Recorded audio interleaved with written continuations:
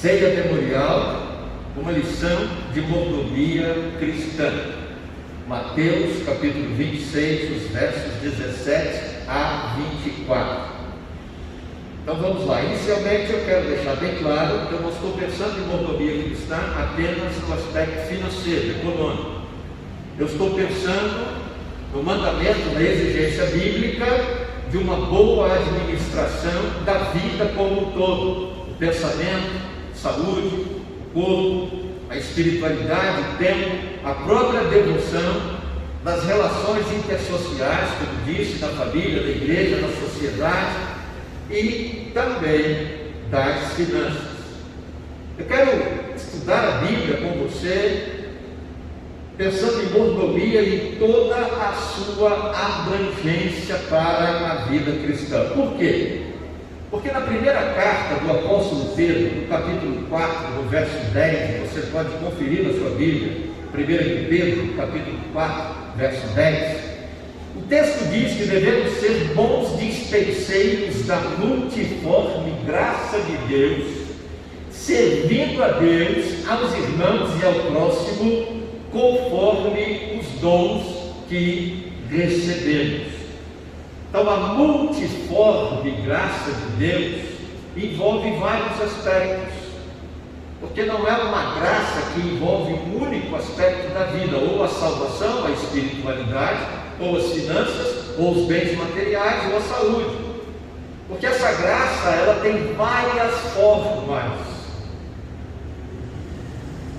ela alcança o ser humano em todos os aspectos e em toda a abrangência da sua vida. E a Bíblia diz que nós recebemos dons de Deus pelo Espírito Santo para que sejamos bons dispenseiros, oikonomos, mordomos, administradores, é a tradução literal dessa multiforme graça de Deus para todas as pessoas da igreja, fora dela, na família, na sociedade, que tem contato conosco. Para isso, para que sejamos bons dispenseiros, bons administradores dessa multiforme graça de Deus, devemos aprender com Jesus e seus discípulos, seus apóstolos, as lições contidas na instituição da ceia memorial. É a primeira vez que é celebrado na história da humanidade a ceia memorial neste registro da Bíblia. As refeições até então tinham as características normais de uma refeição de Páscoa na cultura e na religiosidade dos judeus. E Jesus, aproveitando a festa da Páscoa, Jesus aproveitando aquela refeição, ele então, dentro daquele contexto, ele institui a ceia memorial, aproveitando os elementos que já estavam postos à mesa: o pão sem fermento, ou pão ázimo, e o vinho. E era comum na Páscoa, já expliquei isso à igreja, que eles pegavam um cálice especial maior, e esse cálice era colocado no centro da mesa, e ali era colocado o vinho. Ninguém tocava, ninguém bebia, porque aquele cálice era o cálice consagrado ao Cordeiro Pascal. Ele simbolizava aquele sangue que os judeus passaram nos umbrais da porta no Egito, para que o anjo da morte não entrasse naquela casa e não matasse os seus primogênitos, que é a última, 10ª praga do Egito, quando então o coração de Faraó viu-se totalmente quebrantado, e ele permitiu que o povo de Deus saísse do Egito para celebrar a Páscoa no deserto. E Jesus pegou o pão ázimo. Jesus já havia comido, porque ele diz: aquele que comeu comigo do mesmo prato. Então ele já havia jantado, digamos assim. Mas aí depois ele pega o pão ázimo e ele pega aquele cálice que a história e a tradição cristã chama de Santo Graal, e levantou e disse: este cálice é a nova aliança do meu sangue. E nessa instituição tem lições para nós sobre mordomia cristã. Essas lições são as seguintes, por favor. A primeira delas: devemos, como os apóstolos, saber com clareza quem é o Mestre. Eu não sei se todos vocês conhecem as imagens, mas o velhinho lá, sem barba e careca, é o Mestre dos Magos. Eu nem sei de que filme é isso, mas eu sei que ele existe. Caverna do Dragão, olha, eu nem sabia. E o outro é um dos 7 anões, né? E aquele ali, o nome dele é Mestre. E uma cruz, que eu não sei se você percebeu no detalhe da cruz, olhando o contexto geral da imagem com as figuras ao seu lado. Nós devemos saber, como os apóstolos e os discípulos de Jesus naquela sala, naquele cenáculo, sabiam com muita clareza quem é o Mestre. Aonde queres que preparemos a Páscoa? Foi a pergunta feita no verso 17. Onde queres que preparemos a refeição da Páscoa? A resposta de Jesus foi: vocês vão até a cidade, vocês vão encontrar um certo homem. E aí, quando vocês encontrarem esse homem, vocês vão dizer para ele: o Mestre diz. O termo mestre significa professor, mas neste caso, usado por Mateus, ele é utilizado como uma honraria, visto que o Mestre, Jesus, que ninguém precisou dizer o nome dele, era publicamente reconhecido por sua sabedoria e autoridade espiritual, que em muito ultrapassa a dos demais professores de religião e mestres da lei da época. A Bíblia diz em Mateus capítulo 7, os versos 28 e 29, no final do Sermão do Monte, que as multidões se maravilhavam com os ensinamentos de Jesus, porque ele, abre aspas, ensinava como quem tem autoridade e não como os mestres da lei, fecha aspas, de sua época. Então, quando Jesus disse o Mestre diz, os apóstolos, os discípulos e todas as pessoas que estavam ali em Jerusalém naquele dia, naquela noite, naquela semana da Páscoa, sabiam quem era o Mestre, sabia a fonte da sua sabedoria e sabia a fonte da sua autoridade espiritual e moral. Então não precisava dizer o nome, não precisava dar cartão de visita ou apresentar um currículo. Atualmente, há muitos mestres, entre aspas, coach, guru, youtuber, personal, influencer, apóstolo, bispo e etc. A lista é grande. Eu ficaria aqui acho que até meia-noite ou mais, só falando termos aí que indicam esses mestres. Mas nenhum destes tem a sabedoria e a autoridade de Jesus, o Mestre, para nos ensinar sobre a mordomia cristã, visto que ele viveu neste mundo perverso e corrompido, mas sem pecado, e entregou a sua vida por nós para ser o nosso Salvador e Senhor.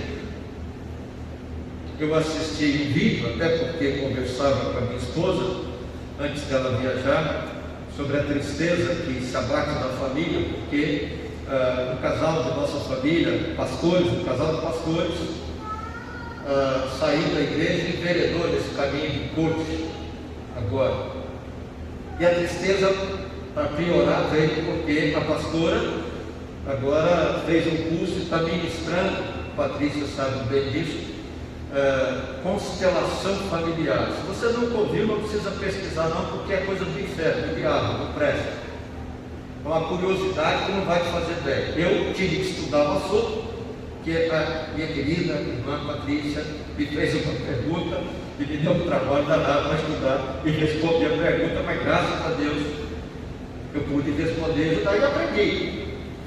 E aí eu falei para o Bismar, acho que eu vou me matricular no curso desse aí para saber mais ou menos o que é. E pesquisando aqui, eu achei um vídeo de um pastor, ele disse: é com muita tristeza que uma das minhas ovelhas, a quem eu ministrei, discipulei, ensinei, agora virou coach.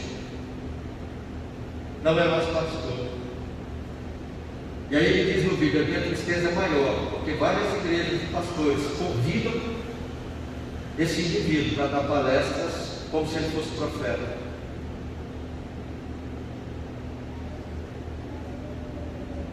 E ainda estou pesquisando e não desisti da ideia, não. Olhe por isso também.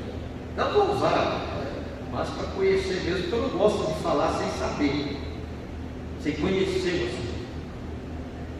E fiz assim com G12, fiz assim com MDA, fiz assim com Igreja com Propósito, fiz assim com Revestir. Eu me matriculo lá e faço o curso para saber, para aí quando eu falar que sou contra e não concordo, eu tenho base para dizer por que não.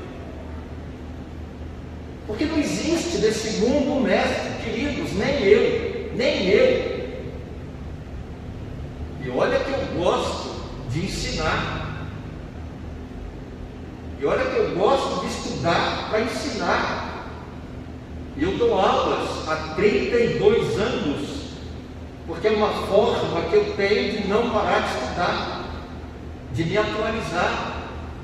Mas nem eu posso dizer para você que estou no nível ou acima de Jesus Cristo.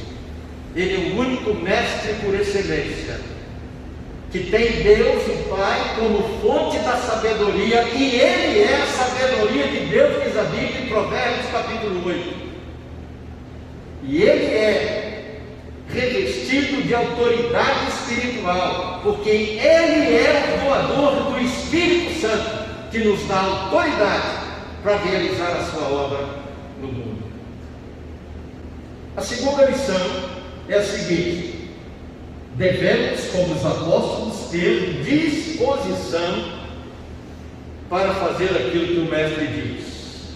Devemos, como os apóstolos e discípulos, ter disposição para fazer aquilo que o Mestre diz. Eu gostei dessa imagem, porque, considerando as leis do trânsito, todos nós somos igual criança teimosa. A velocidade máxima é 60. Leandro Ratisbona de Medeiros, né? Sai ali daquela esquina ali, do farol do Big Mart, e vai até o trevo. Quem anda a 40 naquela rua? Você nunca viu as placas dizendo que é 40 a velocidade? Arnaldo Covolano, da placa perímetro urbano, ali no Jardim do Lago 2 e o lado ali do Mais Parque, até a Chafrolé, o trevo do shopping, um pouco mais à frente ali. Quem anda ali só a 60? Ou você nunca viu as placas dizendo que a velocidade máxima ali é 60? E quem é que lembra de acender o farol? Porque é uma rodovia vicinal. E nas rodovias vicinais de mão dupla é obrigatório o uso do farol aceso durante o dia.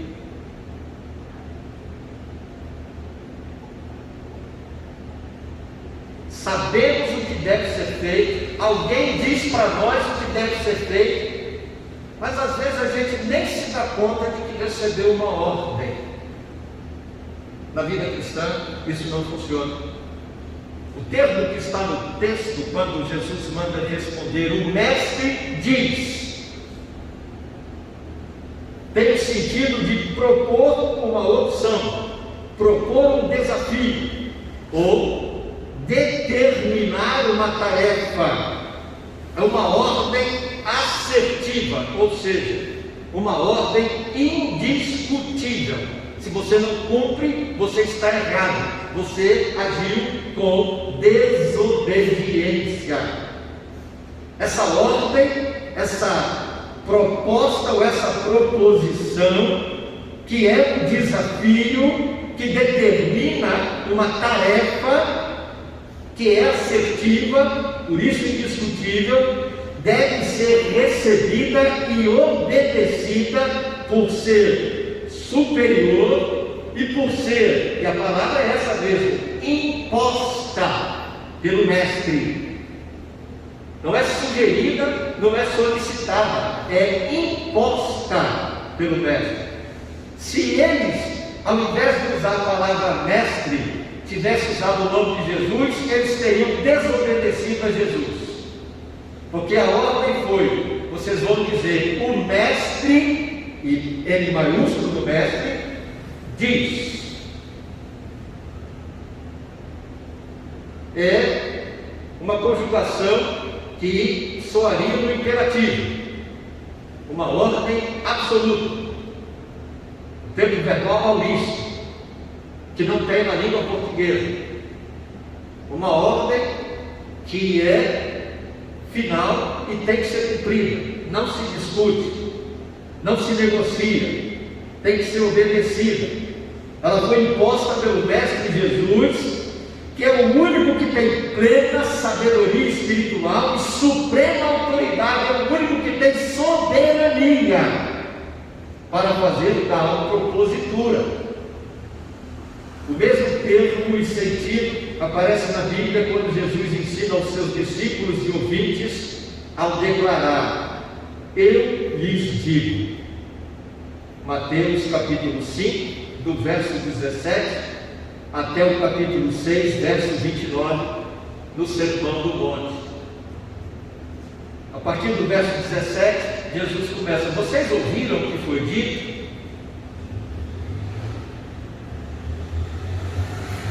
Não adulterarás, não cometerás falso testemunho, não matarás.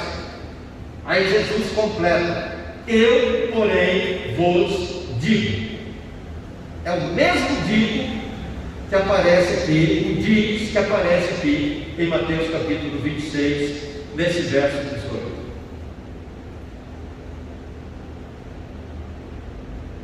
Jesus não diz o que já fora dito. Jesus não diz o que gostariam de ouvir. Ele diz o que devemos fazer se desejamos de fato honrar, adorar, obedecer e servir a Deus. E será que nós temos disposição de fazer aquilo que o Mestre diz? Tendo conhecimento que tem da lei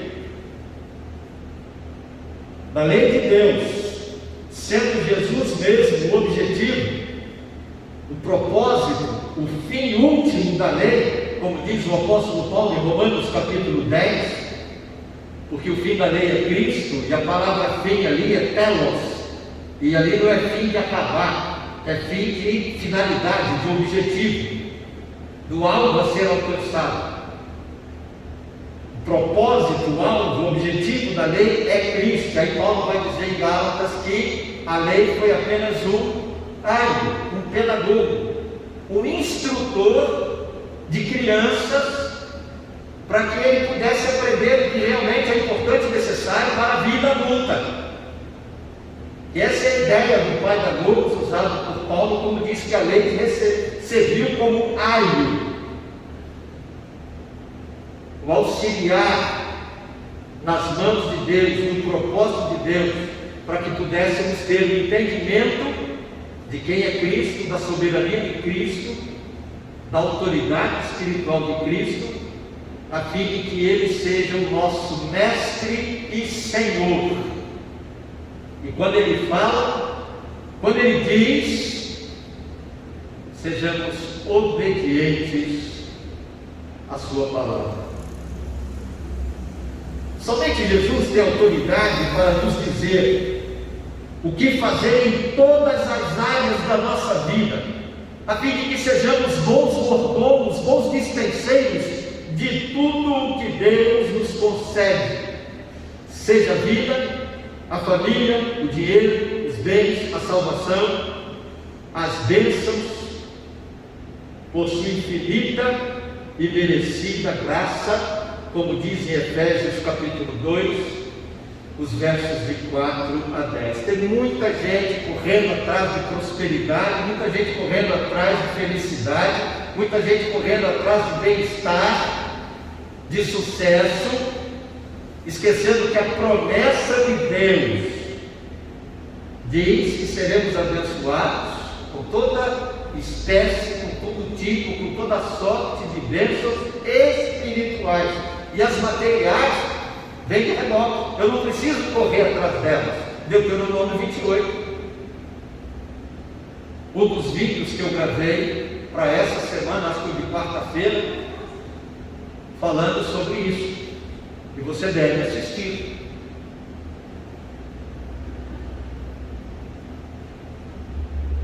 Devemos correr atrás de bênçãos espirituais, porque com certeza os materiais virão. Promessa de Deus lá em Deuteronômio 28. Mas invertemos a ordem, e ao invés de fazer o que o mestre diz, fazemos o que a sociedade diz, fazemos o que o nosso coração deseja, fazemos o que as campanhas de marketing do comércio dizem que deve ser feito, porque queremos sucesso, queremos o conforto, queremos a prosperidade, queremos a felicidade, queremos mais e melhor, e cada dia, pela nossa desobediência ao mestre, nos tornamos cada vez mais miseráveis, carentes e necessitados da graça de Deus em Cristo Jesus. A última lição é a seguinte: jamais devemos trair o mestre. Jamais devemos trair o mestre.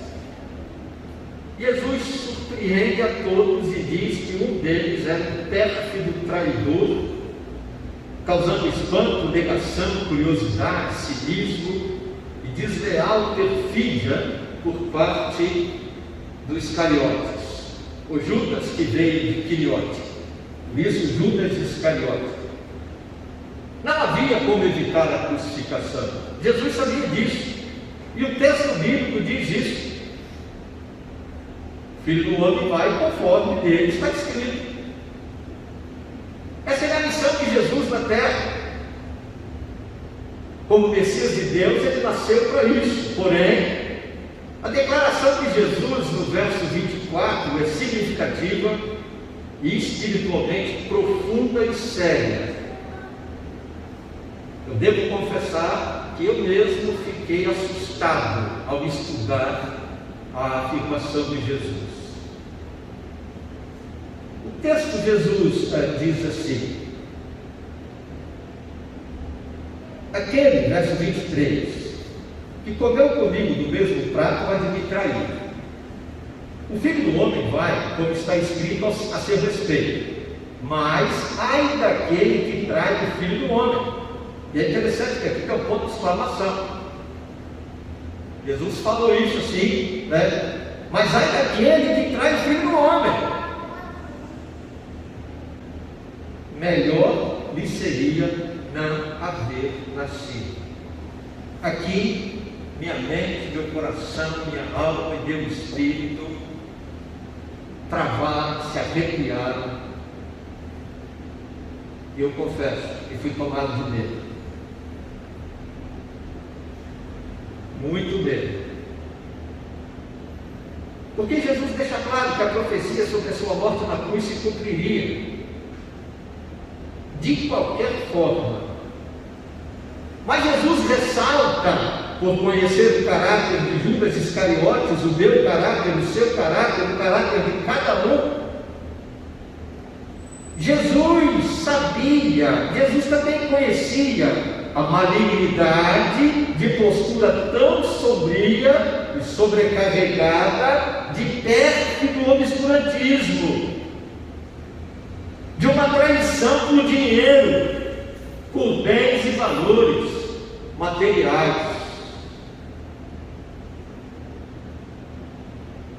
Judas traiu a Jesus não quando ele beijou, e nem quando ele foi negociar com os líderes religiosos, mas ele traiu a Jesus no momento em que ele precificou, mercantilizou, colocou preço e foi para o mercado vender aquilo que só pode ser mensurado, medido, avaliado, aquilatado de forma espiritual pela fé.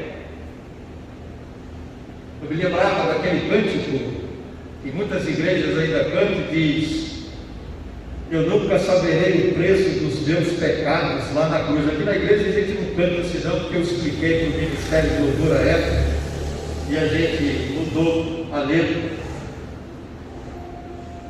Porque se a pessoa diz que não sabe o preço da salvação na cruz, ela precisa se converter, ela vai para o inferno se morrer assim. Porque está escrito na Bíblia, o apóstolo Pedro escreveu: vocês sabem que não foi ouro nem prata, mas vocês foram comprados com o precioso sangue de Jesus Cristo. Judas vendeu a Jesus por 30 moedas de prata, o preço de um escravo ruim, preguiçoso, no mercado da época. Além de precificar e mercantilizar, nivelou por baixo algo que não tem preço, algo que só pode ser aquilatado, medido, mensurado pela fé, de forma espiritual. E toda vez que eu e você precificamos a vida cristã, as bênçãos de Deus, a prosperidade de Deus para a nossa vida, as bênçãos e os bens que o Senhor nos dá, nós traímos o nosso mestre. Porque se eu não tiver nada, se eu tiver como aquele ladrão na cruz apenas uma condenação, porque nem a cruz pertencia a ele, pertencia a Roma, e a única coisa que ele tinha sua era uma condenação à morte. Se for só isso que eu tenho, eu não posso esquecer a promessa de Jesus: hoje mesmo estarás comigo no paraíso. Da perspectiva humana, eu não tenho nada de valor, eu não tenho nenhuma moeda de prata nem de ouro, eu não tenho nem bem, eu não tenho nenhuma prosperidade, eu não tenho conforto, felicidade. Mas na perspectiva espiritual, eu tenho um paraíso à minha espera, com tesouros celestiais e espirituais incalculáveis, inimagináveis, que Jesus preparou para mim, e Ele me comprou com o seu sangue, para que eu possa desfrutar de tudo isso, pela fé dEle, porque Ele é o meu Salvador. Judas Iscariotes não era um bom dispenseiro da multiforme graça de Deus, como tesoureiro no corpo apostólico e promotor de assistência social, era um fracasso, uma vergonha. Na verdade, era ladrão, usurpador, maligno e pérfido. João capítulo 12, os versos de 4 a 6. Jesus, diante do caráter pérfido, da postura maléfica e maligna, João 13, 2, diz que o diabo entrou nele, Judas, e da traição, Jesus declara que se ele não tivesse nascido, se fosse um natimor, ou se tivesse morrido de uma morte espontânea, teria sido melhor para ele e seu filho.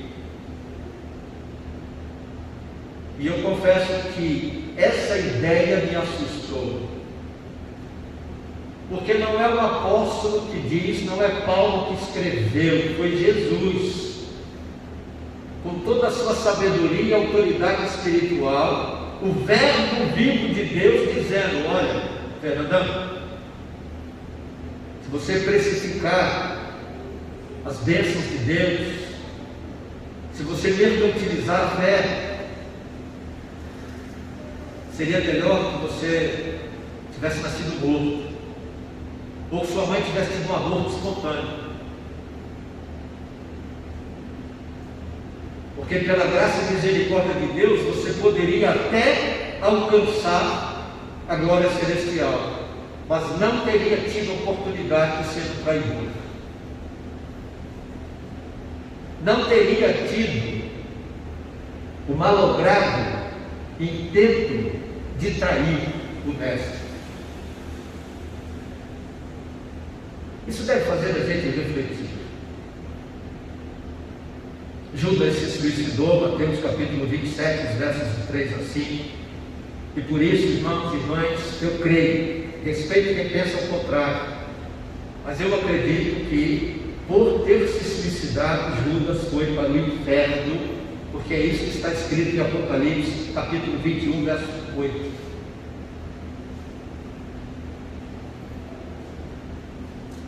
E a Bíblia não fala sobre circunstâncias, se está estressado, se está desesperado, se está em depressão. A Bíblia simplesmente diz: os homicidas não entrarão no reino dos céus. E o suicídio nada mais é do que o auto-homicídio. E essa palavra suicídio, ela não existia até a sociologia criar essa palavra. Porque até então, as pessoas falavam que era o homicídio de si mesmo, o homicídio de si próprio. Ou, há uma linguagem que alguns usavam, infringiu-se a si mesmo automortalidade. Quer dizer, infringiu-se a si mesmo um monte de redundância, né? Para dizer, sim, o cara se auto-assassinou. Aí criaram a palavra suicídio. Ao contrário de Judas, jamais devemos trair o Mestre, Salvador e Senhor, que morreu na cruz para nos libertar do diabo e perdoar o nosso pecado, concedendo salvação, transformando o nosso caráter, a fim de que nos tornemos bons mordomos das ricas bênçãos materiais que recebemos, ao desfrutar de todo tipo de bênçãos espirituais nele, Jesus Cristo, como diz Efésios capítulo 1, os versos 3 a 6. Amados irmãos, queridas irmãs, todos que estamos aqui nessa noite, em nome de Jesus, oro para que aprendamos com as lições da ceia memorial, que são: o nosso mestre é Jesus. Vamos repetir? O nosso mestre é Jesus. Agora vamos mudar e vamos dizer assim: o meu mestre é Jesus. Vamos lá? O meu mestre é Jesus. Devemos ter disposição, devemos fazer de tudo para que aquilo que o Mestre disse seja a nossa atitude. Devemos fazer o que o Mestre diz sempre, numa frase bem curta e objetiva. Vamos repetir? Devemos fazer o que o Mestre diz sempre. Não se iluda, porque não é fácil. Agora temos que mudar a frase. E devemos dizer: eu devo fazer o que o meu mestre diz sempre. Vamos lá? Eu devo fazer o que o meu mestre diz sempre. E por fim, não devemos jamais, por nenhuma razão, trair o mestre, a Jesus, o nosso único e suficiente Salvador e Senhor. Jamais eu devo trair o meu mestre. Vamos repetir essa frase? Jamais eu devo trair o meu mestre, porque Ele é o único Salvador e Senhor da nossa vida. E por crer nisso, oramos em nome de Jesus. Amém.